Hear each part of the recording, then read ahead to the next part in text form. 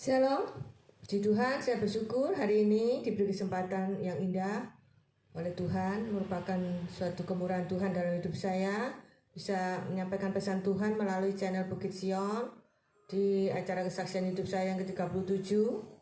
Saya percaya ya, kita semua dimanapun berada yang dikasihi Tuhan, dalam keadaan sehat dan tak kekurangan suatu apapun juga.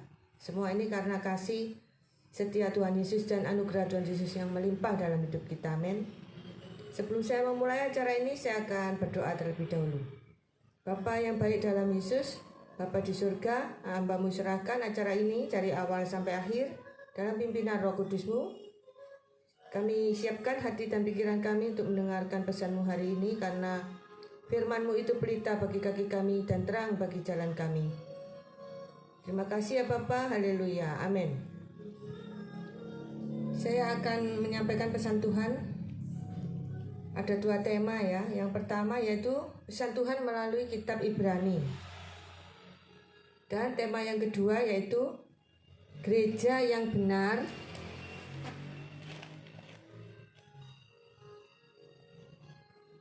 yang sesuai dengan firman Tuhan. Saya bahas tema yang pertama terlebih dahulu ya. Kita akan belajar kitab Ibrani ini lebih dalam.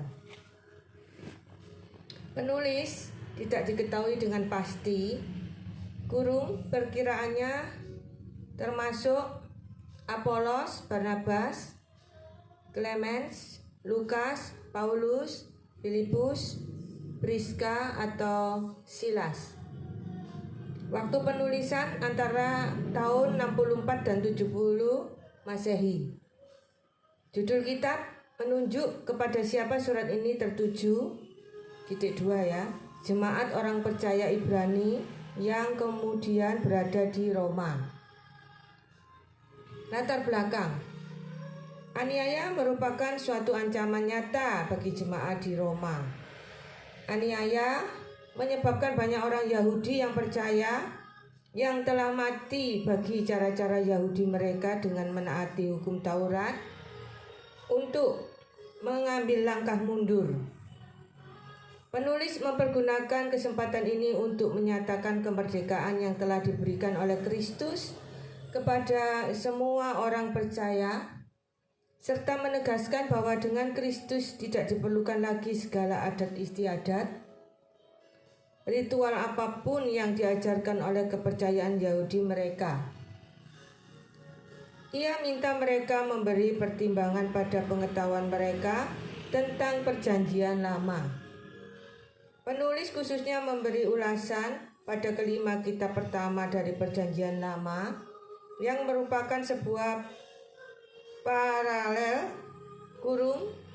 Kejadian, Keluaran, Imamat, Bilangan, dan Ulangan,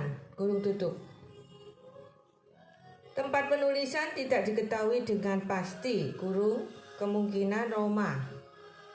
Ditujukan kepada titik 2 ya, orang Kristen Yahudi. Isi penulis kitab Ibrani ini mendesak orang Kristen Yahudi untuk menjadi dewasa dengan menunjukkan kepada mereka bahwa penderitaan yang sekarang bagi Kristus akan diikuti oleh kemuliaan kekal dengannya, yang tidak ditawarkan dalam kepercayaan Yahudi mereka atau agama manapun.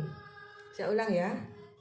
Isi penulis kitab Ibrani ini mendesak orang Kristen Yahudi untuk menjadi dewasa dengan menunjukkan kepada mereka bahwa penderitaan yang sekarang bagi Kristus akan diikuti oleh kemuliaan kekal dengannya, yang tidak ditawarkan dalam kepercayaan Yahudi mereka ya, atau agama manapun. Seluruh perjanjian lama yang menunjuk pada pelayanan Kristus, persembahan, hari-hari raya, kemah suci, dan para imam, semuanya dipergunakan untuk menunjukkan jalan Yesus yang lebih baik.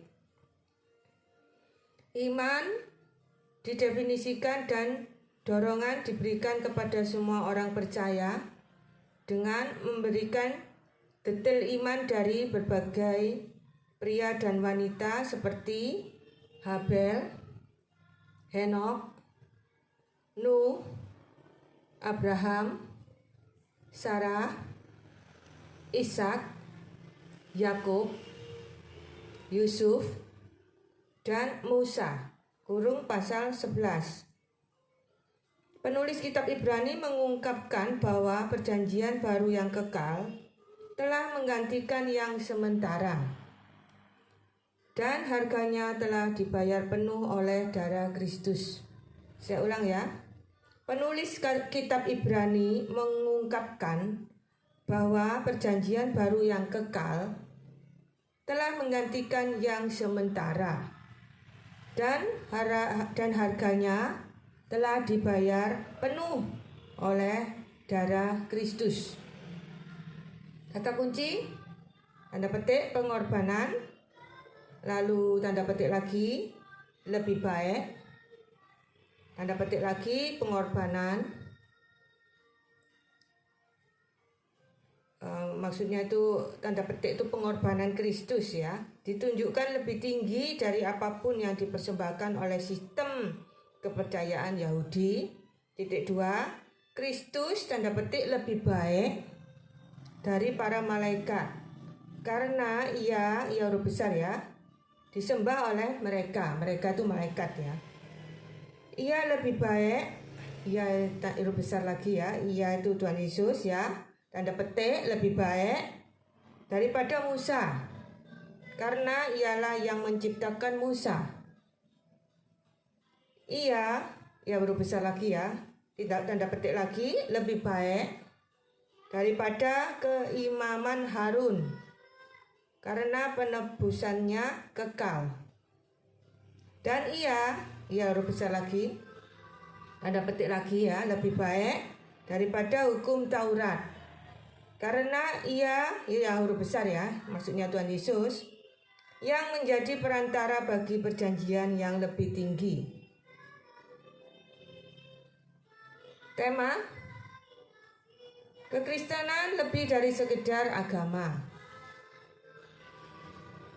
Kekristenan adalah sebuah hubungan dengan Yesus Kristus.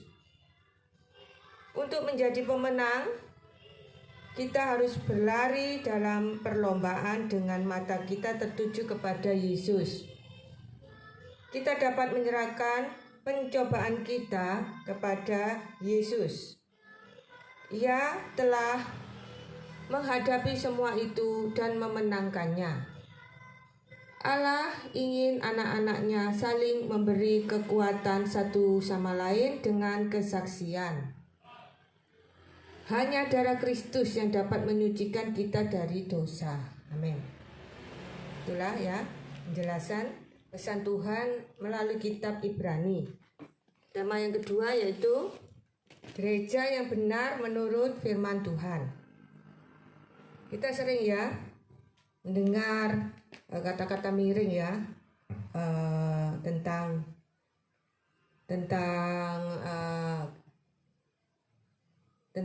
gereja ya, di mana dalam sebuah gereja terjadi perpecahan antar keluarga ya, terjadi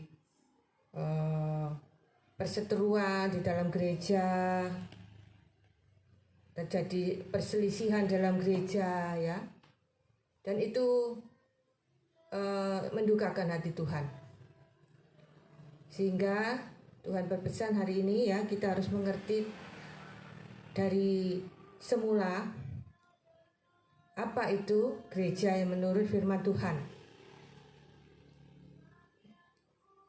dan apa itu gereja yang benar ya. Jadi ada dua gereja, yaitu gereja yang benar dan gereja yang sudah melenceng dari kebenaran firman Tuhan ya. Jadi kita belajar tentang gereja yang tidak melenceng dari kebenaran firman Tuhan, gereja yang seperti apa, yang sesuai dengan firman Tuhan. Jadi kita harus cerdas ya, kita harus berhikmat sehingga kita bisa memilih gereja yang benar sesuai firman Tuhan. Jika kita sudah menemukan ya, yang menurut kita gereja itu sudah benar menurut firman Tuhan, ya kita jangan pindah gereja. Kita harus bertumbuh ya, iman kita, pelayanan kita harus kita optimalkan di gereja tersebut. Itu pesan Tuhan hari ini. Tapi kita jangan salah memilih gereja. Ya, pilihlah gereja yang sesuai kebenaran firman Tuhan. Jadi ada panduannya ya, sesuai Alkitab. Jadi sebuah gereja yang benar itu ada 2 atau ada 3 yang saya bahas di sini ya. Sebenarnya lebih dari 3, tapi minim ada 3 hal ini. Ya, ciri-ciri gereja yang benar. Yang pertama yaitu ada urapan Roh Kudus tentunya ya, ada kehadiran Roh Kudus dalam gereja tersebut. Ya, Roh Kudus diundang ya untuk hadir masuk di dalam gereja tersebut. Itu salah satu ciri-ciri ya gereja yang benar menurut firman Tuhan. Ada kehadiran Roh Kudus dalam gereja tersebut. Ada urapan dari Roh Kudus sehingga jemaat bisa merasakan ya kehadiran Roh Kudus tersebut, pribadi lepas pribadi. Yang kedua yaitu gembalanya, yaitu memancarkan impartasi kebenaran firman Tuhan. Ya, itu yang kedua. Saya ulang ya. Yang pertama tadi, gereja yang benar menurut firman Tuhan itu ada urapan Roh Kudus, ada kehadiran Roh Kudus dalam gereja tersebut yang bisa dirasakan oleh seluruh jemaat di dalamnya. Dan kedua yaitu gembalanya itu memancarkan ya impartasi kebenaran firman Tuhan. Dan yang ketiga, gembalanya harus menjadi teladan dan kebenaran. Ya. Buat yang mempunyai gembala yang suka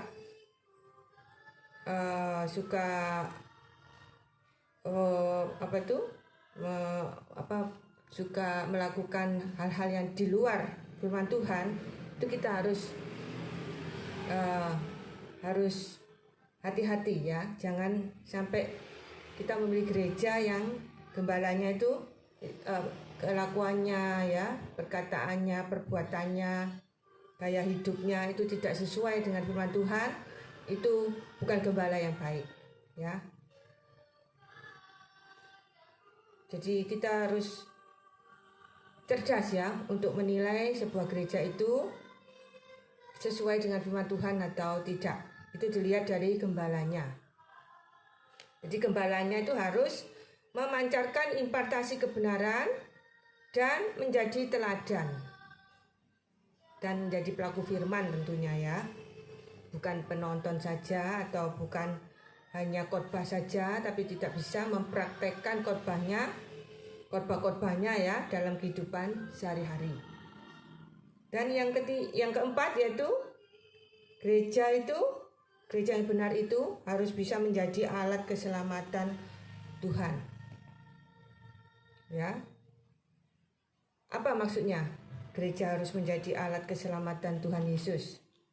Supaya domba-dombanya atau jemaat-jemaatnya ya, itu selamat. Ya, jadi orientasinya itu keselamatan dan kekekalan. Jadi kita harus cerdas ya memilih sebuah gereja. Itu kita harus melihat apakah gereja tersebut berfungsi sebagai alat keselamatan Tuhan atau tidak. Orientasinya itu keselamatan atau tidak. Ya, itu harus kita cermati. Orientasinya itu harus keselamatan supaya domba-dombanya itu selamat.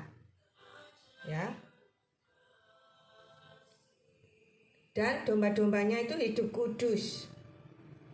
Ya, hidup kudus itu hidup yang tidak bercacat dan tidak bercela. hidup jadi berkat, ya. Jadi itulah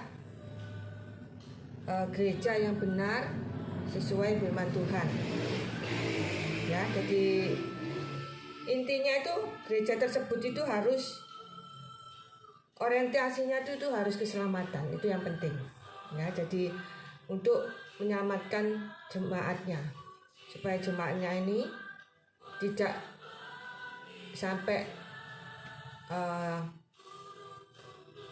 sampai binasa, ya. Jadi rajin ke gereja itu tidak menjamin, ya, seseorang itu selamat, ya. Dan rajin ke gereja itu bukan jaminan, ya. Juga kita rajin baca Alkitab juga bukan jaminan untuk selamat, ya. Yang penting itu kita harus hidup benar. Dalam kehidupan sehari-hari itu kita harus benar, cara hidup kita harus benar, perkataan kita harus benar, cara pikir kita harus benar sesuai firman Tuhan, itu yang penting, ya. Jadi kita harus berjuang, ya, untuk hidup benar di mata Tuhan, bukan di mata manusia. Sudahkah kita hidup kudus? Sudahkah kita hidup benar di mata Tuhan? Itu hanya kita yang tahu, ya. Oleh sebab itu Tuhan ingin mengingatkan kita akan pentingnya, ya, kita hidup benar di mata Tuhan, ya. Kita harus hidup kudus, tidak bercacat, tidak bercela, supaya kita bisa menjadi berkat, bukan menjadi batu sandungan. Dan gereja yang benar itu juga, ya, yang kelima itu yang bisa mengembalakan jemaatnya, bukan hanya menyenangkan telinga jemaat, ya. Maksudnya menyenangkan telinga itu tidak pernah menegur jemaat yang salah, ya, tidak pernah mengingatkan jemaat yang salah, ya. Jemaat itu dibuai dengan kata-kata yang sedap didengar saja, ya, yang menyenangkan hati saja. Tapi kalau ada khotbah yang menyinggung dia karena dia melakukan kesalahan, ya, itu tidak pernah dikhotbahkan. Yang dikhotbahkan itu yang baik-baik saja, ya, yang tidak pernah mengingatkan akan dosa-dosa yang sering dilakukan manusia, itu jarang dikhotbahkan. Yang dikhotbahkan itu hanya mujizat-mujizat saja, berkat-berkat saja, ya, tidak pernah mengingatkan tentang dosa, berbagai macam dosa, ya. Tidak pernah mengkhotbahkan yang bisa menyadarkan, ya, seseorang untuk bertobat, yang bisa bisa merubah, ya, kehidupan seseorang meskipun sakit, ya, mendengar khotbah tersebut, meskipun kadang tersinggung, ya, dengan khotbah tersebut, tapi orang tersebut bisa bertobat sungguh-sungguh, ya, dan tidak mengulangi perbuatannya. Itu bagus, ya. Itu namanya jemaat itu digembalakan, bukan hanya disenangkan telinganya saja, ya, dikasih khotbah-khotbah yang enak-enak, yang tidak pernah menyinggung kesalahannya, tidak pernah mengingatkan kesalahannya. Itu bukan gereja yang benar menurut firman Tuhan. Jadi gereja yang benar itu gereja yang bisa mengembalakan jemaatnya, ya. Selanjutnya yaitu arti gereja, ya. Kita bisa melihat di Roma, kita baca bersama-sama, ya. Roma 12 ayat 1 sampai 2. Sudah ketemu, ya, saudara? Buka Alkitab di rumah. Roma 12 ayat 1 sampai 2. Saya bacakan, ya.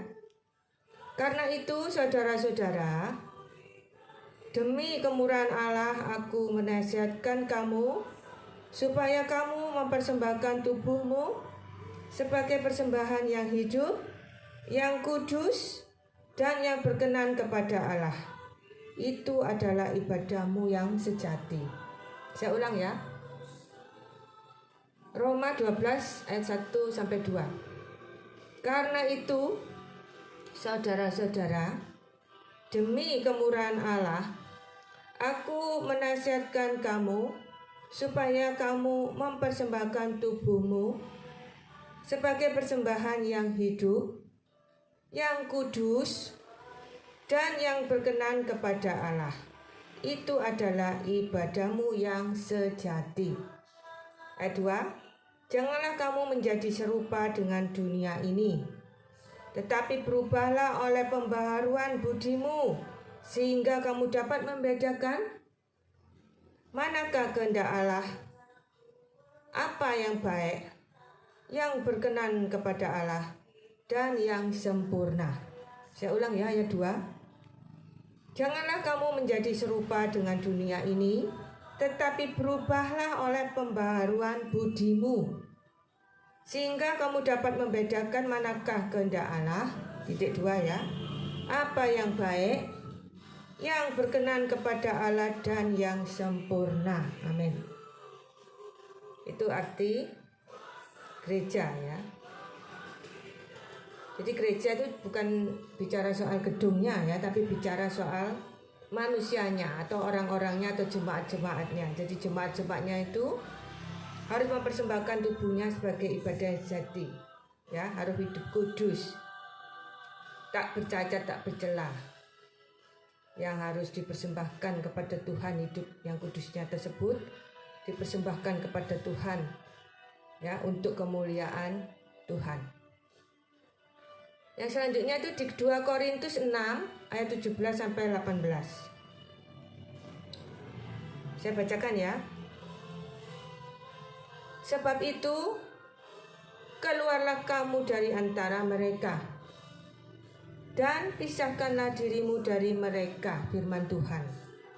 Dan janganlah menjamah apa yang najis, maka aku akan menerima kamu. Ayat 18. Dan aku akan menjadi bapamu, dan kamu akan menjadi anak-anakku laki-laki dan anak-anakku perempuan. Demikianlah firman Tuhan yang Maha Kuasa. Saya ulang ya. 2 Korintus 6 ayat 17 sampai 18. Sebab itu keluarlah kamu dari antara mereka dan pisahkanlah dirimu dari mereka, firman Tuhan. Dan janganlah menjamah apa yang najis, maka aku akan menerima kamu. Aku huruf besar ya. Ayat 18. Dan aku huruf besar lagi, akan menjadi bapamu, dan kamu akan menjadi anak-anakku laki-laki dan anak-anakku perempuan. Demikianlah firman Tuhan yang Maha Kuasa. Amin. Itulah arti gereja ya. Tapi ada ayat-ayat lain ya selain 2 ayat ini. Arti gereja. Kita tahu ya, kata gereja itu bahasa aslinya itu eklesia. Artinya itu dipanggil keluar. Ya, supaya kita itu keluar ya dari dunia ini ya. Supaya kita tidak sama dengan dunia ini, jadi kita harus keluar dari dunia ini, bukan secara fisik ya, tapi secara rohani. Jadi kita harus punya akal budi yang sesuai dengan firman Tuhan, kita harus punya karakter yang sesuai dengan firman Tuhan. Kita tidak boleh punya karakter yang sama dengan dunia ini, tidak boleh mempunyai gaya hidup yang sama dengan dunia ini, tidak boleh mempunyai pola pikir yang sama dengan dunia ini. Jadi kita harus dipisahkan ya dari gaya hidup, pola pikir dunia ini. Jadi kita harus berbeda ya dengan dunia ini. Jadi kita harus hidup kudus. Orang dunia ini kan tidak hidup kudus ya. Jadi kita harus berbeda dari dunia ini. Kita harus hidup kudus karena di dunia ini manusianya itu tidak kudus ya. Jadi kita harus keluar ya dari dunia ini, dipisahkan dari dunia ini untuk hidup kudus. Ya, karena hidup kudus itu sulit, tidak mudah. Orang dunia tidak bisa hidup kudus. Ya, hanya anak-anak Tuhan yang sungguh-sungguh ya berharap pada Tuhan sungguh-sungguh, ya, mengandalkan Tuhan, imannya teguh, ya, taat pada Tuhan, itu yang bisa hidup kudus. Karena apa? Karena Roh Kudus memberi kekuatan untuk hidup kudus, ya. Tanpa kekuatan dari Roh Kudus kita tidak mungkin bisa hidup kudus. Karena hidup kudus itu berat, ya, tidak mudah. Butuh kekuatan dari Roh Kudus. Jadi hidup kudus itu hidup yang tidak bercacat dan tidak bercelah, ya, untuk dipersembahkan kepada Tuhan Yesus. Hidup yang tidak bercacat dan tidak bercelah itu, ya, mencakup cara pikir, ya, cara hidup kita jangan serupa dengan dunia ini, ya. Selain cara pikir, cara hidup dan lain-lain itu harus tidak boleh serupa dengan dunia ini, ya. Jadi sekali lagi, ya, saya ingatkan bahwa gereja Tuhan itu, gereja yang benar itu, ya, itu bicara manusianya, bukan gedungnya. Boleh, ya, gedung bagus, gedung besar boleh, ya, tapi harus menekankan pada keselamatan, ya. Jadi yang penting itu, ya, keselamatan para jemaat, ya, bukan gedungnya. Dan ukuran kesuksesan sebuah gereja itu bukan jumlah jemaat, tapi keselamatan dari para jemaatnya tersebut. Buat apa punya jemaat banyak tapi jemaatnya masuk neraka semua, ya, percuma. Jadi ukuran sukses tidaknya suatu gereja itu dari keselamatan, ya, para jemaatnya itu, ya. Lebih baik jemaatnya dikit tapi selamat semua masuk surga, amin. Ya syukur, ya, kalau jemaatnya banyak masuk surga semua. Jadi kita harus tahu, ya, gereja itu ternyata, ya, gereja itu ada 3 hal yang harus kita ketahui dan harus kita jadikan sebagai introspeksi diri, ya. Kita harus introspeksi diri. Gereja itu ada 3 hal, ya. Yang pertama, gereja itu adalah keluarga Allah di bumi, ya. 3 hal tentang gereja maksudnya, ya. Yang pertama yaitu gereja itu keluarga Allah di bumi. Maksudnya itu apa? Kita semua yang bergereja, ya, di sebuah gereja itu merupakan keluarga besar Tuhan, keluarga besar di dalam Tuhan maksudnya, ya. Dan hubungan kekeluargaan tersebut itu harus langgeng, ya, sampai kita ketemu di surga. Jangan cuma sementara, ya, tapi kekeluargaan di gereja kita kan keluarga besarnya Tuhan, ya. Kita harus saling memperhatikan, ya. Bahasa Inggrisnya itu care, ya. Kita harus care satu sama lain. Kita harus saling tolong menolong, ya. Itu harus dijaga, hubungan yang mesra, hubungan yang indah, ya, hubungan yang hangat, ya, antar jemaat itu harus dijaga sampai kita bertemu di surga. Jangan hanya sementara saja, ya, tapi seterusnya, selamanya. Yang kedua, gereja itu kawanan domba Allah. Ya, kita ini domba-dombanya Tuhan Yesus. Dan domba-domba Tuhan Yesus itu harus mendengarkan suara gembala. Kita harus peka, ya, kita harus peka mendengarkan suara gembala. Dan sebagai gembala juga harus peka mendengarkan suara Tuhan Yesus sebagai gembala agung, ya. Dan yang ketiga yaitu gereja itu garam dunia dan terang dunia, ya. Dan jemaat-jemaat di dalamnya juga harus menjadi garam dan terang dunia juga, ya. Ya, itulah, ya, yang harus kita ketahui tentang gereja.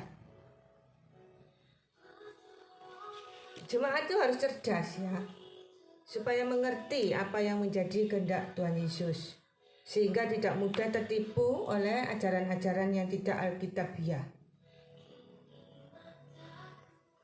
Jadi kita harus minta hikmat Tuhan, ya, supaya kita tidak mudah tertipu ya, ajaran-ajaran yang tidak sesuai firman Tuhan. Ya, kadang-kadang itu juga masuk ke gereja ya, ajaran-ajaran yang tidak sesuai firman Tuhan itu masuk di gereja dan masuk di khotbah para pendeta itu kadang itu ada yang melenceng dari kebenaran firman Tuhan. Kan pendeta itu juga manusia ya, kadang itu bisa salah ya, atau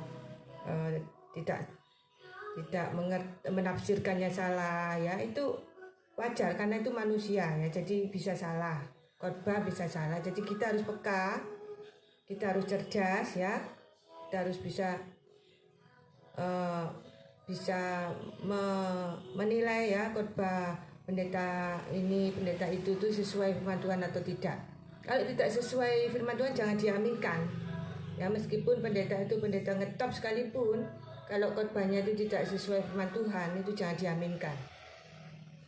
Demikian juga saksian hidup saya ini ya, misalnya ada kata-kata yang salah atau tidak sesuai firman Tuhan jangan diaminkan ya, karena saya juga manusia, kadang juga bisa salah ngomong, salah baca ya, karena ini sudah mata tengah baya, jadi kadang itu membaca itu salah gitu ya. Tuhan Yesus telah mati di kayu salib, apa respon kita ya? Respon kita harus ikut ya, menyalibkan manusia lama kita atau mematikan manusia lama kita. Artinya apa? Berhenti berbuat dosa. Itu respon kita terhadap kematian Tuhan Yesus di kayu salib. Ya, itulah ya pesan Tuhan hari ini. Dan jangan takut ya dengan kejadian-kejadian akhir-akhir ini ya, baik di Indonesia atau di dunia ya, yang kadang itu berita-berita di TV itu kadang itu menakutkan ya, seperti terjadi perang ya, perang Israel dengan Hamas. Itu jangan takut ya, karena kita selalu dalam tangan Tuhan. Tidak hanya itu ya, banyak ya berita-berita yang menakutkan itu tiba-tiba datang di TV atau di YouTube ya. Jangan takut ya, karena tangan Tuhan itu selalu menyertai kita ya, dan kita selalu dalam perlindungan Tuhan. Amin. Yang penting kita harus hidup benar di mata Tuhan. Itu pesan Tuhan hari ini ya. Kita harus berjuang, berusaha ya, untuk hidup benar di mata Tuhan, bukan di mata manusia. Kita harus tetap ya taat, takut akan Tuhan ya, pikul salib, sangkal diri, menjaga iman kita. Apapun yang terjadi jangan kehilangan iman. Demikian pesan Tuhan hari ini. Sampai ketemu di acara selanjutnya. Terima kasih sudah menyaksikan acara ini dari awal sampai akhir. Tuhan Yesus memberkati. Shalom.